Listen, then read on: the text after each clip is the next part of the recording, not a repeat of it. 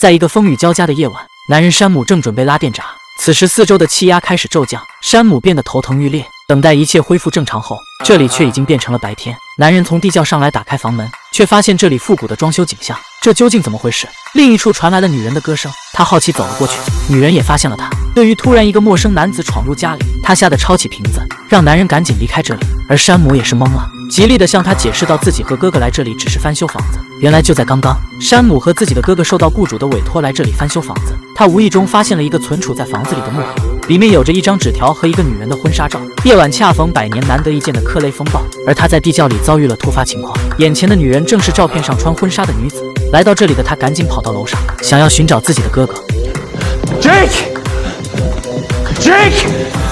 却发现这里没有他的身影。此时女人拿出了枪，让他赶紧离开这里。山姆只好跑到房子外面，却看到了古老的马车交通工具，而房子的前面也变成了田野，附近还有着车马来往集市。山姆不敢相信，看着眼前的一切像在做梦。他在商店上张贴的告示，发现自己穿越到1919年，而这一切究竟怎么回事？为了寻找到回到未来的世界，他又回到了小美家里的地窖，却无意中听见了小美家里的窘境。因为他的哥哥英年早逝，没有了收入来源，母亲只好将他许配给镇子上有钱的人家。面对陌生的面孔，山姆谎称自己是小美哥哥的同学。等待小美的母亲走后，他却在寻找这里究竟有什么机关，让自己突然回到了100年前，却没有丝毫头绪。他还告诉了小美自己来自未来的2019年。小美却并不相信山姆所说，为了证明自己来自未来，她想要找到手机，在口袋里摸索并没发现。她从口袋找到了小美的照片，这个穿着婚纱的女人正是小美，而小美告诉她自己并没有拍过照片。山姆想要找到房子的建造者，看看有没有线索，他祈求了小美的帮忙，在小美的订婚派对找到了房子的建造者。山姆将自己在地窖突然遭遇耳鸣的现象告诉了他，一旁老人给出了解释。此时新郎的致辞打断两人的对话，而在之后小美也开始相信山姆是来自未来的人，因为他不久之后就需要拍婚纱照。派对结束后，小美好奇问到山姆未来的世界会是怎么样的。山姆告诉他未来的世界非常的方便和自由，并没有现在束缚，人们可以自由选择自己想要的婚姻，一切都在你不可想象之中。这正是小美憧憬的生活。他还带着小美来到了隐秘的一间酒吧，暗号正是来自于盒子上发现的名片的留言。这间酒吧有着一样的名片，这一切似乎都命中注定。内心被束缚的小美得到了天性释放，而山姆正是那个理解她的男人。很快两人开始互相产生了好感。此时小美的母亲发现了这一切，带走了她。出于责任感的小美并没有反抗。第二天的山姆找到了老人，问到他那个奇怪的现象。原来想要产生这个现象，必须要有强烈的风暴和雨天，而在最近时间将会遇到100年难得一见的风暴来袭。山姆带着这个消息找到小美，告诉她可以逃离这个世界，去到未来2019年，那里有着她想要的一切生活。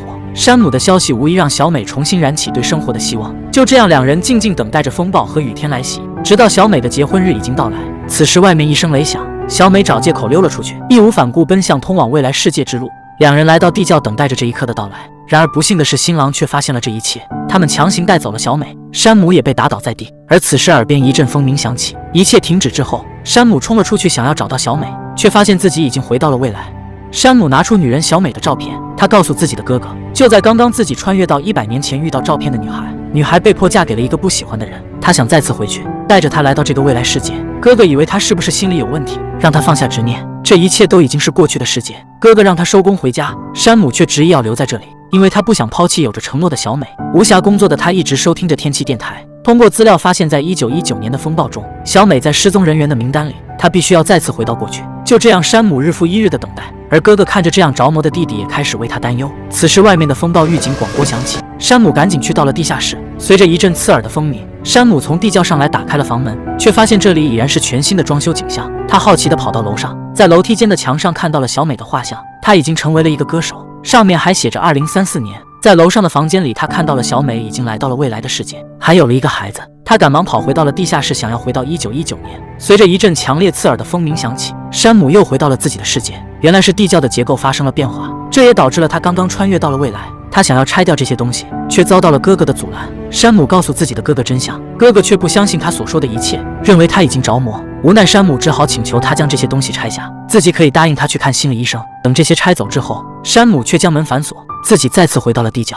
在同样的风鸣之下，他终于回到了1919年。此时的地窖受到风暴的影响，水已经蔓延进来。他找到了小美，带着她再次逃离这里。来到地窖，两人发现地窖的水即将灌满，两人也管不了这么多。正当两人准备下水之时，头顶上方的木块砸下，却压住了山姆的身体。他的脚被卡在了楼梯处，两人尝试着将其推开，却发现无济于事。而山姆也似乎明白了什么，他告诉小美自己在未来的世界看到了他成为了一个歌唱家，过上了自己想要的生活，还有着一个孩子。他让小美独自一人前往未来世界，小美并不想放弃，她尝试着搬动木块，自己却无意滑落水中。山姆牵住了小美的手，两人做了最后的告别。随后山姆松手，小美被卷入水中。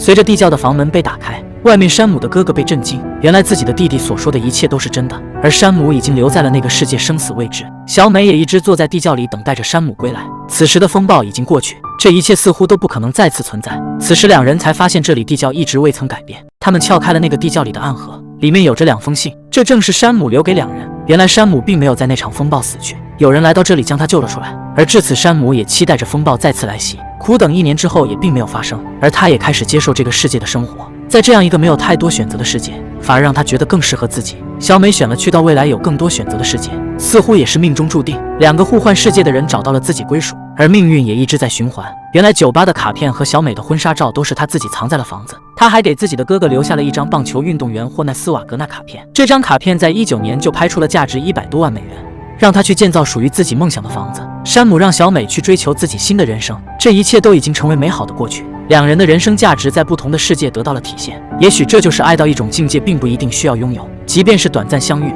只要用心对待，遥远的挂念也会成为一种永恒的幸福。